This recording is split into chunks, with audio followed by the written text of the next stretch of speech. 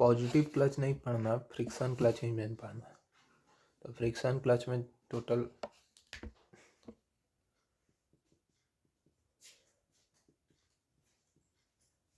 एक पहला पढ़ना है प्लेट क्लच,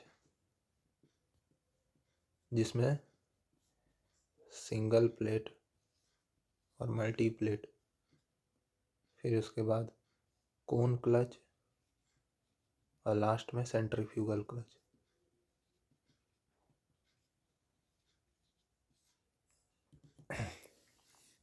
पहले पढ़ता है single plate clutch with one side effective. ठीक है, तो ये जो आउटपुट शाफ्ट है इसमें जितना प्लेट अटैच रहेगा, जैसे इसमें ये आउटपुट शाफ्ट है पूरा मेरा, ये वाला। ठीक है, ये पूरा आउटपुट शाफ्ट में मेरा एक प्लेट अटैच है, इसी को कहेंगे क्लच प्लेट। ठीक,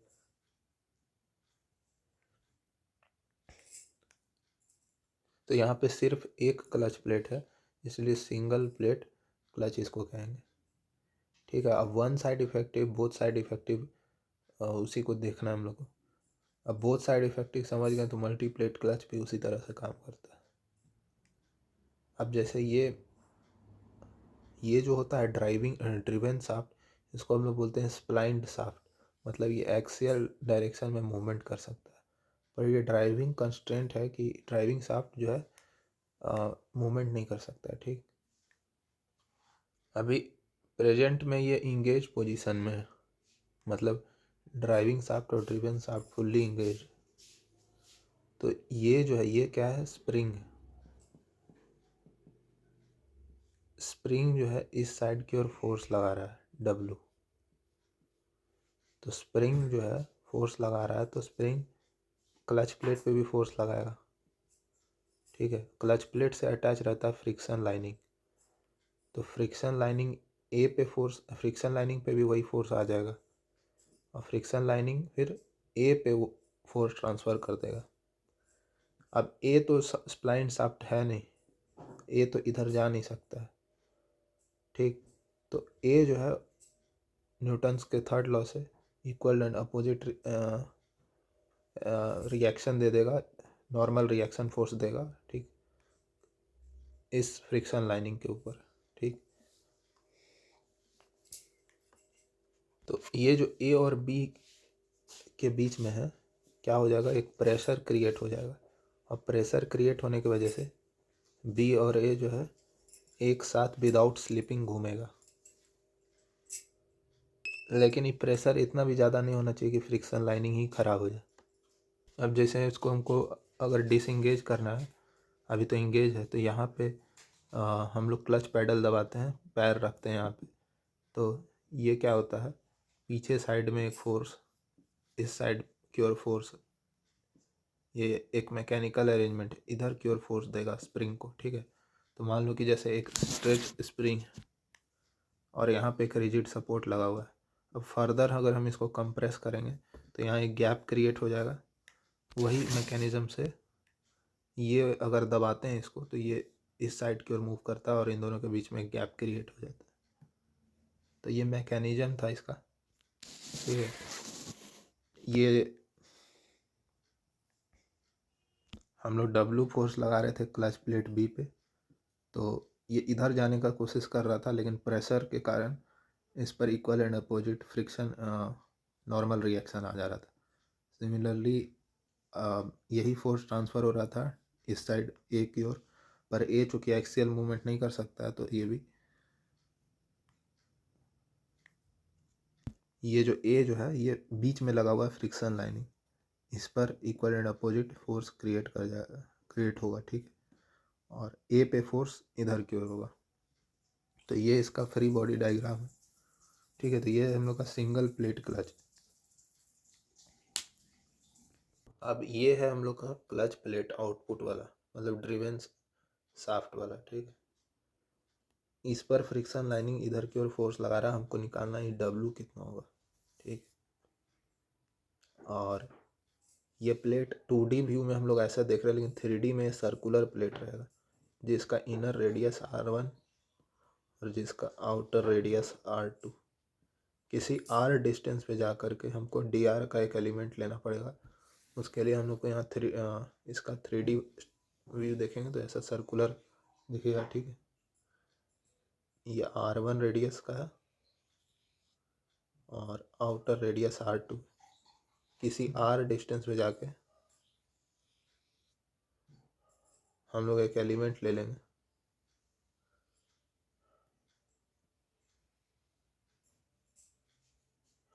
और इसमें देखेंगे कि कितना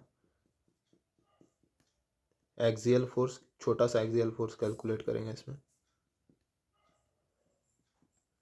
तो डी डब्ल्यू क्या हो जाएगा इसमें,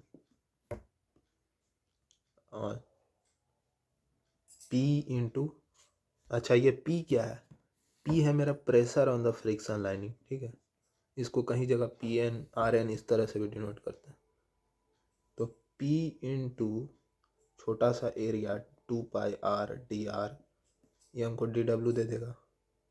हमको इसको इंटीग्रेट करना पड़ेगा तो हमको डब्ल्यू आ जाएगा। कहाँ से कहाँ तक इंटीग्रेट करेंगे, R1 से लेके R2 तक।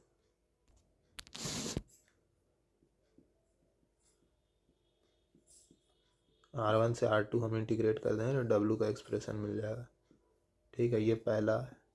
अगर हमको टॉर्क निकालना है कि कितना टॉर्क डेवलप हो रहा है, टॉर्क होता है फोर्स इनटू डिस्प्लेसमेंट।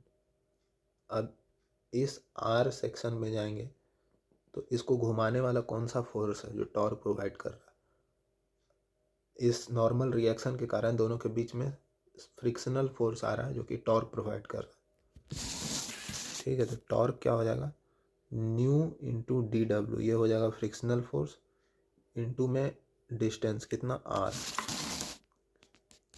ठीक है। ये हो जाएगा new into D W into का ये डिस्टेंस आर। तो यहाँ से ये आ जाएगा new into P into 2πr² dr, R1 से R2। अब ये चीज़ तो तब तक सॉल्व नहीं हो पाएगा जब तक इस P का वैल्यू ना पता लगे, ठीक है। तो इसके लिए दो थ्योरीज है हम लोग के पास। एक है यूनिफॉर्म प्रेशर थ्योरी,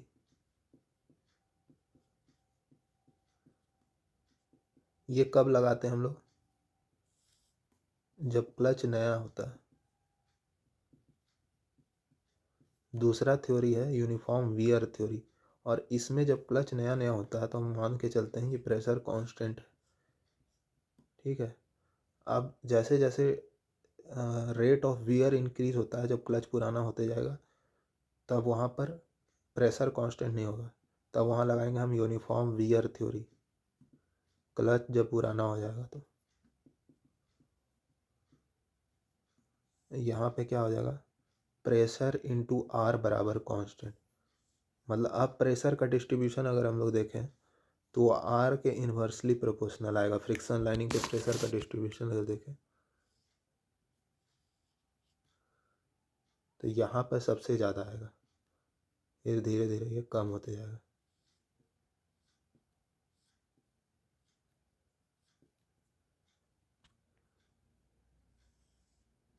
ठीक है। तो अब बस हम लोग को यही चीज़ देखना है कि यूनिफॉर्म वियर थ्योरी है तो P इंटू आर कॉन्स्टेंट लेंगे, यूनिफॉर्म प्रेशर थ्योरी है तो P is equal to constant लेंगे। अब दोनों थ्योरी से हम लोग को W और T का वैल्यू अगर निकालें तो यहाँ से यूनिफॉर्म प्रेशर थ्योरी से UPT और एक है UVT, ठीक है। यहाँ से W का वैल्यू क्या आ जाएगा, P इंटू 2π RdR हो जाएगा R²/2, तो इंटू में R2² माइनस का R1² अपॉन 2, ये 2 से 2 कैंसिल हो तो W आ जाएगा P into pi into R2² minus का R1², ठीक है। अब यूनिफॉर्म वियर थ्योरी से निकालें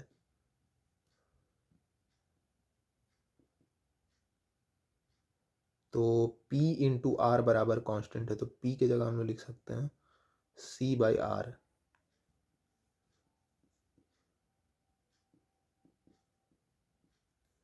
ये R1 से R2, ये 2 पाई सी बाहर, R से R कैंसिल, R2 माइनस का R1।